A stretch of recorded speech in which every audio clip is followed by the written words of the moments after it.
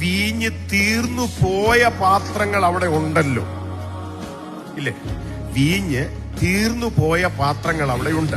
മറ്റേ പാത്രം കാല് കഴുകാൻ വെള്ളം വെച്ചിരിക്കുന്ന പാത്രമല്ലേ?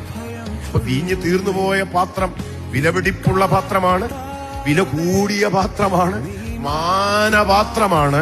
പക്ഷേ യേശുവിന്റെ കൽപ്പന വ്യത്യസ്തമാണ്. ആരും പരിഗണിക്കാതെ, ആരും ശ്രദ്ധിക്കാതെ, അകത്തിരിക്കാൻ അനുവാദമില്ലാതെ, മാന്യന്മാരുടെ ഇടയിൽ പ്രവേശനമില്ലാതെ പുറത്തിരിക്കുന്ന കുറച്ച് കൽപാത്രമുണ്ടല്ലോ, അതിനകത്ത് നിറച്ചാൽ മതി. ഈ പരിഗണന ലഭിച്ചവർ ഇതിനകത്തിരിപ്പുണ്ട്. എനിക്ക് സങ്കടം തോന്നിയ മറ്റൊരു കാര്യം, ഞാനും ഒരു സീനിയർ ഉപദേശിയാണ് IPCയിലെ. ഈ വീഞ്ഞിരുന്ന പാത്രം എന്ന് പറഞ്ഞാൽ അതിന്റെ അർത്ഥം സീനിയർ വെസൽസ് എന്ന് വേണേ വിളിക്കാം. അതിനാരും ആമേൻ പറഞ്ഞില്ല.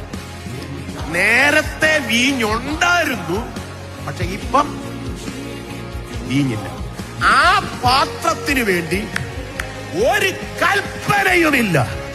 എന്നാൽ പ്രശംസിക്കാനും പുകഴാനുമില്ലാത്ത, ഒരു പാരമ്പര്യവും അവകാശപ്പെടാനില്ലാത്ത ഈ കൽപാത്രങ്ങൾ യഹൂദന്റെ സകല ആചാര മര്യാദകളെയും തെറ്റിച്ചുകൊണ്ട് ഈ മഹത്തായ നിക്ഷേപത്തിന്റെ പേരിൽ അകത്തേക്ക് കയറുകയാണ്. ഇന്ന് പകൽ ഇതിനകത്തിരിക്കുന്ന ദൈവ പൈതലേ, നിന്റെ സ്ഥിതി മാറ്റുന്ന ഒരു ദൈവമുണ്ട്, അവസ്ഥ മാറ്റുന്ന ഒരു ദൈവമുണ്ട്.